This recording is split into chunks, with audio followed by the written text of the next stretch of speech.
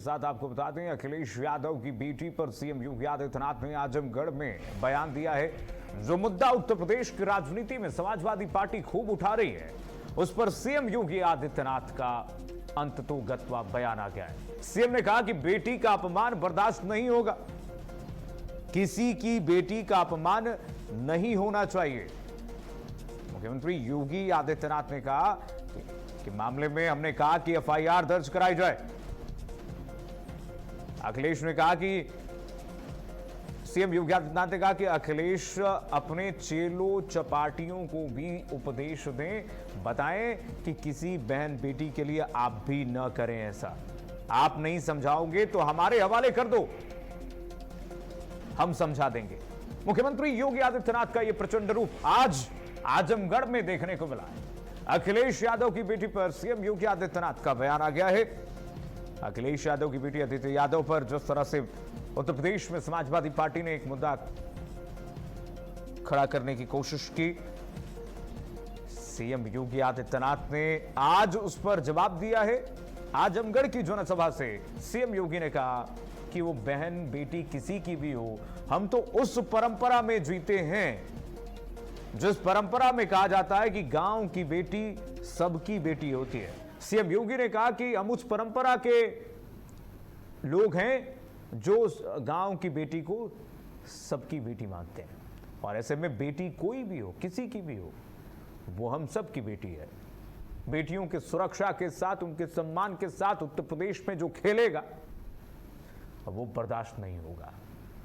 CM Yogi Adityanath ने एक से बढ़कर एक बयान दिए आज आजमगढ़ में। उत्तर प्रदेश देश का सबसे बड़ा राज्य है और राजनीति का सबसे बड़ा रणक्षेत्र है, लेकिन 2027 के चुनाव की ओर बढ़ते इस सफर में एक सवाल सबसे बड़ा बनकर खड़ा है कि क्या यूपी में कानून का राज स्थापित हो चुका है, और क्या यही योगी सरकार की सबसे बड़ी राजनीतिक ताकत बनकर के उभर रहा है।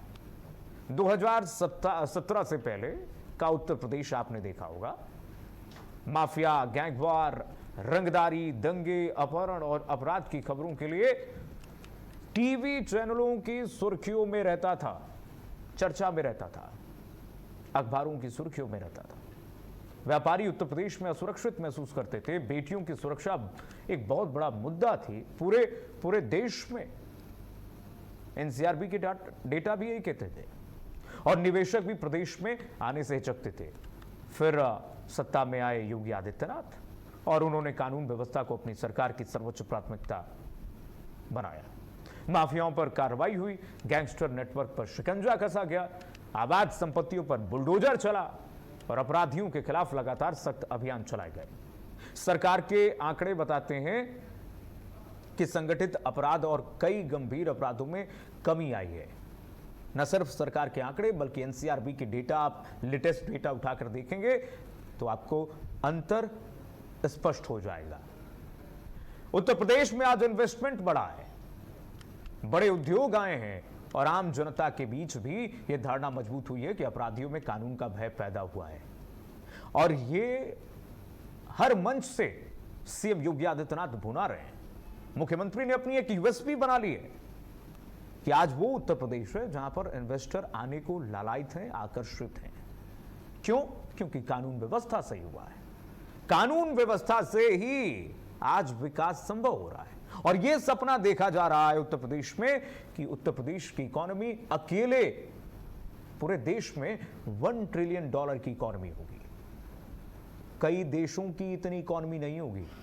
हमारे पड़ोसी देश की पाकिस्तान को ही देख लीजिएगा, उसकी भी इकोनॉमी इतनी नहीं। अकेले उत्तर प्रदेश ये क्षमता रखता है कि $1 ट्रिलियन से अधिक इकोनॉमी बनाए। यह सपना कैसे संभव होगा?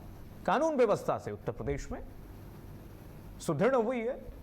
निवेशक आएंगे, निवेश होगा, और यही वजह है कि कानून व्यवस्था आज योगी सरकार की सबसे बड़ी उपलब्धियों में गिनी जाती है। विपक्ष भले सवाल उठाए, लेकिन सरकार का दावा है कि जमीनी बदलाव को जनता खुद महसूस कर रही है। महिलाओं की सुरक्षा का विषय किसी से कहना नहीं है, महिलाएं खुद अपनी सुरक्षा महसूस कर रही हैं उत्तर प्रदेश में। लेकिन बड़ा सवाल यह है कि क्या तस्वीर पूरी तरह बदल चुकी है कि अभी भी गुंजाइश है कुछ सुधार की? क्या छोटे अपराधों से लेकर के हत्या, महिला अपराध और संगठित अपराध तक सब पर प्रभावी नियंत्रण हो चुका है, 100% हो चुका है, या फिर अभी भी कुछ बाकी है होना नियंत्रण? बड़ा सवाल यह है कि क्या कानून व्यवस्था ही 2027 में योगी सरकार को फिर से सत्ता तक पहुंचाने वाला सबसे बड़ा मुद्दा बनेगी क्या? जब मुख्यमंत्री योगी आदित्यनाथ ये कहते हैं कि उत्तर प्रदेश में माफिया राज थी, पहले माफिया राज था और माफिया राज ही मुद्दा बनाते हुए जनता के बीच में सीएम योगी आदित्यनाथ हर मंच से कह रहे हैं कि अब माफिया राज नहीं है, अब सुशासन है। तो 2027 में योगी सरकार को फिर सत्ता तक पहुंचाने वाला ये सबसे बड़ा मुद्दा यही बनेगा, कानून व्यवस्था। आज की इस बड़ी बहस में इन्हीं सवालों का जवाब तलाशेंगे। बात होगी आंकड़ों की, जमीनी हकीकत की और उस बदलाव की जिसने उत्तर प्रदेश की राजनीति का पूरा विमर्श बदल दिया है। और आज आपने सुना होगा कुछ ही क्षणों पहले मुख्यमंत्री योगी आदित्यनाथ ने इन पूरे परिदृश्य को एक बार फिर से सबके सामने आजमगढ़ की मंच से रख दिया। आइए मेहमानों का परिचय करा दें, इसी पर हम चर्चा करने जा रहे हैं। हमारे साथ राजनीतिक विश्लेषक विकास जोगी जुड़ रहे हैं। विकास जोगी का मैं स्वागत करूंगा सर आपका भारत अपडेट पर। हमारे साथ रत्नेश मिश्रा जी जुड़ रहे हैं, बीजेपी के प्रवक्ता रत्नेश मिश्रा जी का बहुत स्वागत है। हमारे साथ अतुल यादव जी जुड़ रहे हैं, अतुल यादव जी का मैं बहुत स्वागत करूंगा, समाजवादी पार्टी के प्रवक्ता। मैं सबसे पहले आऊंगा बीजेपी पर, रत्नेश मिश्रा जी।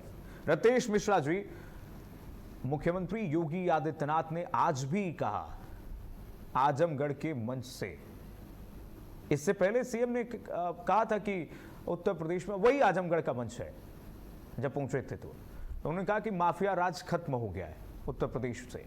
क्या ऐसा है जो विपक्ष कहता है, समाजवादी पार्टी कहती है कि माफिया राज कहां खत्म हुआ है, सेलेक्टिव राजनीति हो रही है, सेलेक्टिव कार्रवाई हो रही है। तो मुख्यमंत्री के इस बयान से हम क्या समझें? उत्तर प्रदेश की राजनीति की पिच कानून व्यवस्था से तय होने वाली है आने वाले समय में। रत्नेश मिश्रा जी। कीर्तिमान जी, आपको और सभी पैनलिस्टों को और देश की जनता को मेरी तरफ से जय श्री राम। देखिए कीर्तिमान जी, उत्तर प्रदेश में 2017 में जब पूज्य गुरुदेव महंत योगी आदित्यनाथ जी महाराज मुख्यमंत्री बने, उसके बाद से कानून व्यवस्था सुदृढ़ हुई है। और इसका सबसे बड़ा सबूत यह है कि आप भारत के किसी भी राज्य में चले जाइए, अगर वहां चुनाव होते हैं और वहां जनता से अगर ये पूछ लिया जाए कि आपको कैसा मुख्यमंत्री चाहिए, तो वो कहते हैं कि हमको योगी आदित्यनाथ जी जैसा मुख्यमंत्री चाहिए, और जनता खुले मन से पूज्य गुरुदेव महंत योगी आदित्यनाथ जी जैसा मुख्यमंत्री मांगती है। ये पहला सबूत है। दूसरा देखिए, जब हम उत्तर प्रदेश में 1980 के दशक के बाद देखते हैं तो कोई भी पार्टी का मुख्यमंत्री लगातार 2 बार अपने आप को रिपीट नहीं कर पाया, चाहे वो सपा की सरकार रही हो, चाहे बसपा की सरकार रही हो, चाहे वो कांग्रेस की सरकार रही हो। 1980 के बाद योगी आदित्यनाथ जी उत्तर प्रदेश के वो मुख्यमंत्री बने जो 5 साल मुख्यमंत्री रहने के बाद फिर दोबारा रिपीट करके आए। तो कहीं ना कहीं जनता में एक विश्वास जगा था और जनता को लगा था कि पूज्य गुरुदेव महंत योगी आदित्यनाथ जी महाराज उस लायक हैं, उनकी शासन प्रणाली इस लायक है कि उनको रिपीट कराया जाए। अखिलेश यादव जी रिपीट नहीं कर पाए, मुलायम सिंह यादव जी रिपीट नहीं कर पाए, कांग्रेस का कोई मुख्यमंत्री रिपीट नहीं कर पाया। अगर किसी ने रिपीट किया 1980 के बाद तो वो पूज्य गुरुदेव महंत योगी आदित्यनाथ जी महाराज ने किया।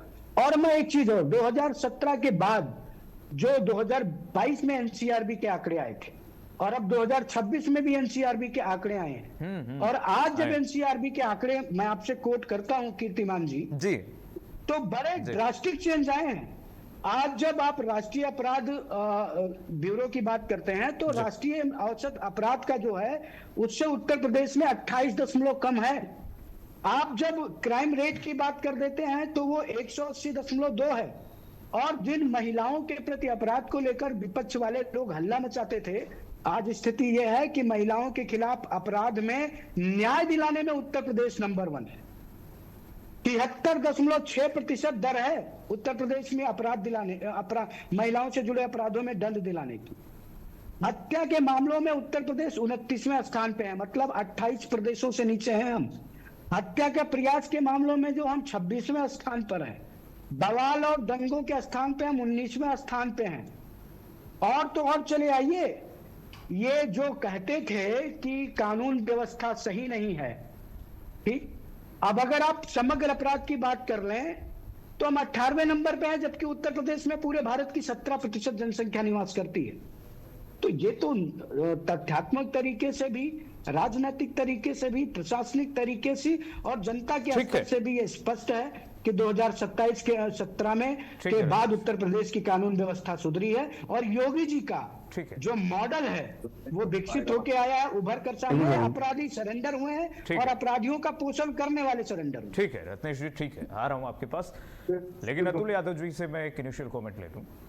अतुल यादव जी, जिस मुद्दे को अभी कुछ ही दिनों पहले हमने देखा, समाजवादी पार्टी उठा रही थी बहुत जोर शोर से, अखिलेश यादव जी की बेटी के साथ जो ट्रोलिंग हुई और जो सोशल मीडिया पर जो उनके लिए कहा गया, मुख्यमंत्री योगी आदित्यनाथ ने आज उसका जवाब दे दिया। मुख्यमंत्री ने कहा कि बेटी सबकी बेटी होती है।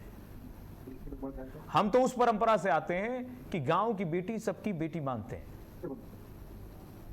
अब मुख्यमंत्री योगी आदित्यनाथ ने कहा कि एक बात और ध्यान रखना चाहिए अखिलेश यादव को, दूसरों पर उंगली दिखाने के बजाय अपने चेले चपाटियों को भी समझा लें। इस बयान को कैसे देखेंगे आप अतुल जी? कीर्तिमान सिंह जी, जो माननीय योगी जी जो बोल रहे हैं, तो ये करा किसने? भारतीय जनता पार्टी की तो आईटी सेल नहीं करा ना। तो ये भारतीय अपनी जो आईटी सेल पर रोक क्यों नहीं लगा पाते हैं कि बेटियां हर घर की बराबर होती हैं, समाज में चाहे कोई भी हो। आज माननीय योगी जी को क्यों बोलना पड़ा? क्योंकि कहीं ना कहीं इनकी आईटी सेल या भाजपा की आईटी सेल जो बेटियों को बेटियां नहीं समझती है। ये लोग अपराध जो है जब घटित हो जाता है तब ये रोना पीटना करते हैं। जब समाजवादियों ने बात उठाई या हमारी पार्टी के नेताओं कार्यकर्ताओं द्वारा थाना चौकी में वो बात उठाई गई, तब आज मुख्यमंत्री विवश हुए बोलने के लिए। क्योंकि उत्तर प्रदेश में माननीय मुख्यमंत्री जी को अगर बेटियों का इतना ही बड़ा दर्द है, तो जिस व्यक्ति के द्वारा या जिन लोगों के द्वारा ऐसा कृत्य किया गया है उनके खिलाफ कठोरतम कार्रवाई तुरंत अमल में लाए ना। किसकी अरेस्टिंग करवा दी इन्होंने? कहीं ना कहीं सिर्फ ये ढिंडोरा पीटा जाता है बेटियों के नाम पर, कहां कार्रवाई कर दी? माननीय योगी जी का मैं सम्मान करता हूं, वो एक योगी हैं, अच्छी बात है। चलिए, उन्होंने तो कहा कि हमने कहा कि एफआईआर दर्ज करो, एफआईआर तो हो गई है। कीर्तिमान जी सुन लीजिएगा जी, यही जब अगर कोई नमक रोटी खाते हुए पत्रकार दिखा देता है ना, तो उसकी अरेस्टिंग तत्काल कर लेते हैं। इतने बड़े मामले में अरेस्टिंग नहीं होना या कोई बात है वो फर्ज, किसी के भी परिवार में कोई लांछन लगा रहा है और मतलब फोटो एआई के माध्यम से या गलत तथ्यों पे फोटो जनरेट करके भ्रामक समाज में द्वेष भावना पैदा कर रहा है। क्या पुलिस इतनी कमजोर हो गई? वैसे तो पुलिस बड़ी बोलते कि हम रत्नेश जी सुन लीजिएगा, कीर्तिमान जी सुन लीजिएगा, ये मिश्रा वाली ये बातें उचित नहीं होती है। मैं आपके सवाल का जवाब मैं बैठता भी नहीं इसलिए क्योंकि आप तब बोलने नहीं देते हो। बोलिए बोलिए अतुल जी, बोलिए, मैं आपके ही सवाल का जवाब ले रहा था। आप एक काम कीजिए, एक तरफा ना पंडितों से मैं अतुल यादव जी पूछ रहा था कि बीजेपी की आईटी सेल ने ही किया है क्या? आप तो नाराज हो जा रहे हैं। मैं तो पूछ रहा था, आपके सवाल का जवाब ले रहा था।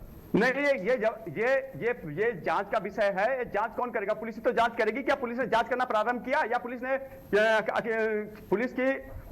का कर्तव्य बनता है अगर कोई ऐसी घटना घट रही है उत्तर प्रदेश में, अगर लोग शिकायत लेके फिर रहे हैं तो तत्काल प्रभाव से गंभीर मामला था, तो क्या पुलिस के द्वारा कोई ऐसी त्वरित कार्रवाई करी गई? किसकी अरेस्टिंग कर दी गई? किसी की भी अरेस्टिंग नहीं करी गई अभी तक कहीं पे भी। एफआईआर तो हम लेके जाएंगे तो दर्ज करना, जब कि हम एक शक्तिशाली विपक्ष हैं, दर्ज करनी पड़ रही है। लेकिन कहीं जो माननीय मुख्यमंत्री जी कह रहे हैं सिर्फ अपनी बातों को ढकने के लिए कह रहे हैं। उत्तर प्रदेश में जो अपराधी है ना, जो एक दल विशेष से हैं, उन पर एक संगठित अपराध किया जाता है। और ये तो सिलेक्टिव चीजें हो रही हैं। अगर भारतीय जनता पार्टी के लोग कुछ करें तो उन पर कार्रवाइयां नहीं होती है। हम तो साफ तौर पर, तो कहीं ना कहीं ये सब जो चीजें आती हैं, अगर कार्रवाई होती तो कार्रवाई दिखनी भी तो चाहिए। अगर कार्रवाई माननीय योगी ने बोल दिया तो माननीय योगी जी ने दूसरी बात क्यों जोड़ दी? अतुल जी, आपने बोल दिया, बेटियों की बात आपने तो सब बोल दिया। मैं जवाब ले लूं रत्नेश मिश्रा जी से। रत्नेश मिश्रा जी जवाब दीजिएगा जल्दी से, उसके बाद मैं जाऊंगा सीधे विकास जोगी जी के पास। रत्नेश जी, जल्दी देखिए से। कीर्तिमान जी, अभी समाजवादी पार्टी के प्रवक्ता ने कहा कि ब्राह्मणों से ही डिबेट करा लीजिए, तो ये तो स्पष्ट हो गया कि समाजवादी पार्टी को ब्राह्मणों से बड़ी दिक्कत है और ब्राह्मणों को के प्रति इनके मन में कितना कटुता और कितना क्या कहते हैं घृणा भरी हुई है, ये अभी स्पष्ट हो गई। और अभी ये कह रहे थे कि किन लोगों के खिलाफ एफआईआर हुई, तो भारत कुमार पटेल, नागेश्वर बघेल, शीतला सुजान और विनोद कुमार, इन 4 लोगों के ऊपर बीएनएस के सेक्शन 79 और 336 क्लॉज 4 के तहत एफआईआर हुई है। अब मुझे बता दीजिए इसमें कितने ब्राह्मण हैं? एक भी नाम ब्राह्मण हो तो बताइए।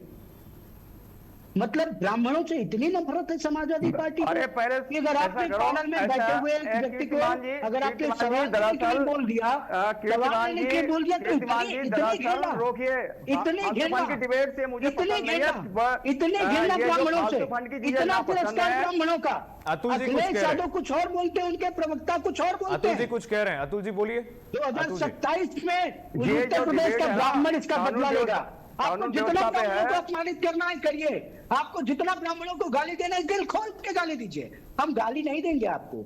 हमारी ब्राह्मण जाति जो है वो बुद्धिमान है, वो 2027 में रत्नेश जी और बताएगी कि ब्राह्मणों का अपमान करने वाले या तो अपने प्रवक्ताओं को समझाइए, या तो ये ब्राह्मणों से जो आप क्या कहते हैं दोहरा रवैया अपनाते हैं, कहते कुछ और आपके प्रवक्ता ब्राह्मणों को गाली देते हैं।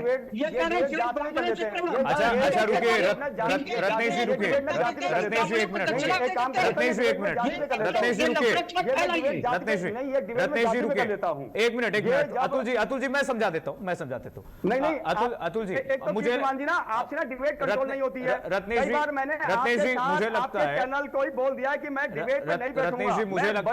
रत्नेश जी मुझे लगता है कि विषयांतर हो रहे हैं। और दूसरी बात, हम कानून व्यवस्था पर बात कर रहे हैं और जो मुद्दा आज मंच से, आजमगढ़ की मंच से सीएम योगी आदित्यनाथ ने उठाया, कीर्तिमान जी ब्राह्मणों का नाम लिया गया था तो मैंने जवाब दिया। ठीक है, चलिए मैं अब विकास जोगी के पास जाऊंगा। विकास जोगी जी, उत्तर प्रदेश में जो ये अभी से वाक पटुता शुरू हो गई है और सीएम योगी आदित्यनाथ लगातार कानून व्यवस्था को लेकर के बातचीत कर रहे हैं, क्या आपको लग रहा है इस दिशा में आने वाले समय में ही चुनाव जो है होने वाला है उत्तर प्रदेश का?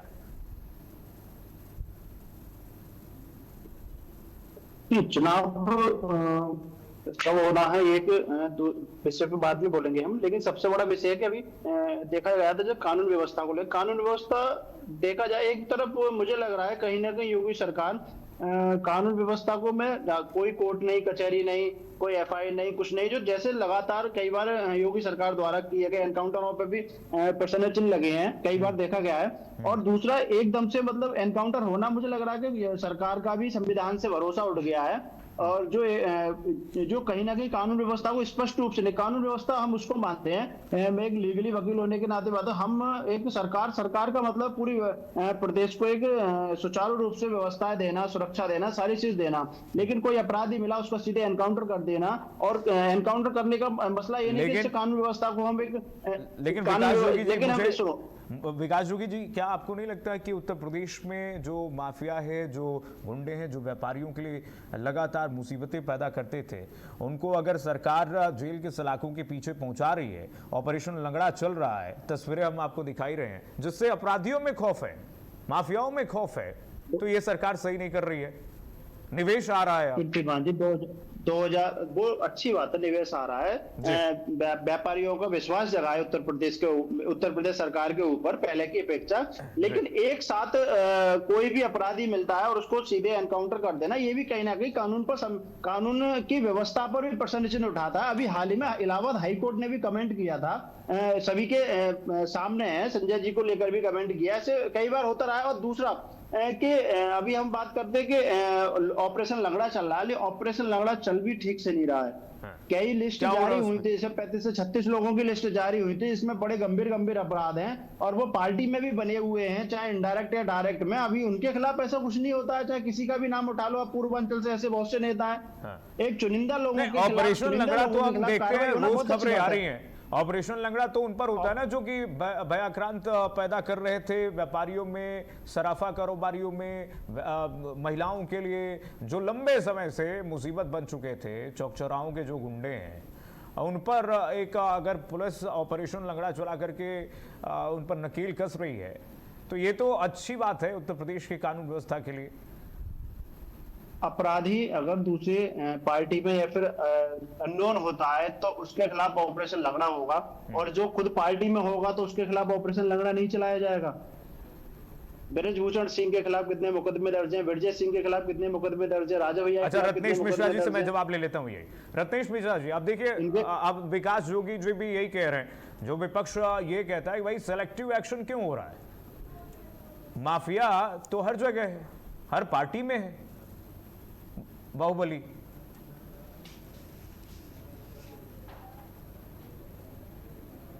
अनम्यूट कीजिएगा रत्नेश मिश्रा जी, अनम्यूट कर लीजिए सर, आपकी आवाज नहीं पहुंच पा रही। जी 2003 से 2007 तक मुलायम सिंह यादव जी मुख्यमंत्री रहे जी, और उनकी सरकार में 499 एनकाउंटर हुए थे जी। 2007 से 2012 तक मायावती जी मुख्यमंत्री रही, 261 एनकाउंटर हुए थे। ये 5-5 साल के हैं। 2017 से 2026 तक लगभग 9 साल की भारतीय जनता पार्टी की और पूज्य गुरुदेव महंत योगी आदित्यनाथ जी की सरकार है, और 289 एनकाउंटर हुए। इनकाउंटर करने की दर किसकी सरकार में ज्यादा थी?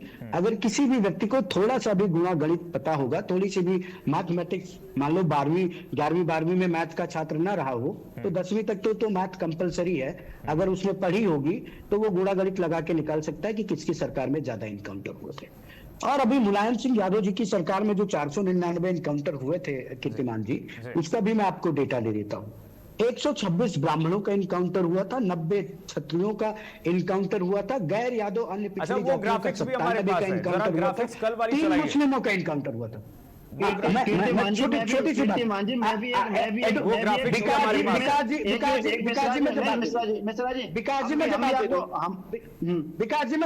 पीसीआर को कहूंगा वो ग्राफिक्स चलाइए जरा कल वाली, वो जो रत्नेश जी आप कह रहे हैं, हमने आंकड़े निकाले हैं एनसीआरबी के डेटा से, बताइए, बोलिए रत्नेश जी। हाँ, वो ये मैं कह रहा था कि इतने क्या कहते हैं इनकाउंटर किए गए थे। तो क्या मैं ये कह दूं कि केवल ब्राह्मणों को टारगेट किया गया मुलायम सिंह यादव की सरकार में इनकाउंटर करते हुए, केवल क्षत्रियों को इनकाउंटर करते हुए टारगेट किया गया, केवल गैर यादव अन्य पिछड़ी जातियों को इनकाउंटर किया गया, केवल 3 मुस्लिमों, 499 इनकाउंटर केवल 3 मुस्लिम। और जबकि उस समय अगर कीर्तिमान जी आप माफियाओं की लिस्ट देखें तो अखिलेश जी की, मुलायम सिंह जी की सरकार में माफिया कौन था? मुख्तार अंसारी, अफजाल अंसारी, अतीक अहमद, फलाना अहमद, ढलकाना अहमद। मैंने बचपन में वो कहानियां वो देखा है कि जब एक पुलिस वाले की खाल उधेड़कर उसमें भूसा भरवा दिया था एक इलाहाबाद के माफिया ने, और तथाकथित मुख्यमंत्री जी फोन करके कह रहे थे पुलिस वालों को छोड़ दो, फलाना भाईजान मेरी इज्जत का मामला है। हाई कोर्ट के जज सुनवाई की अपराधियों के मामलों की सुनवाई करने से मना कर क्यों कह रहे हैं? जी मिश्रा जी, विकास जोगी जी आज अतीक का अंत हो गया तो कोर्ट नहीं जा पाते। अतीक का अंत हो गया, अतीक का अंत हो गया, बात समाप्त हो गई।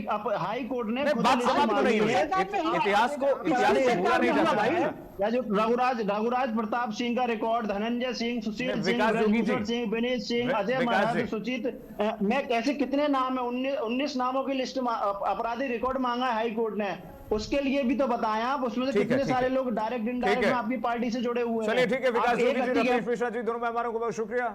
आज के लिए बस इतना ही, लेकिन सवाल यही रहेगा उत्तर प्रदेश में कानून व्यवस्था पर अब आगे का चुनाव का ट्रैक जो है वो तय हो चुका है क्या? क्योंकि सीएम योगी आदित्यनाथ जहां जहां जा रहे हैं जनसभा में कानून व्यवस्था के मुद्दे को जरूर उठा रहे हैं। एक छोटा सा ब्रेक लेंगे, जल्द वापस लौटेंगे।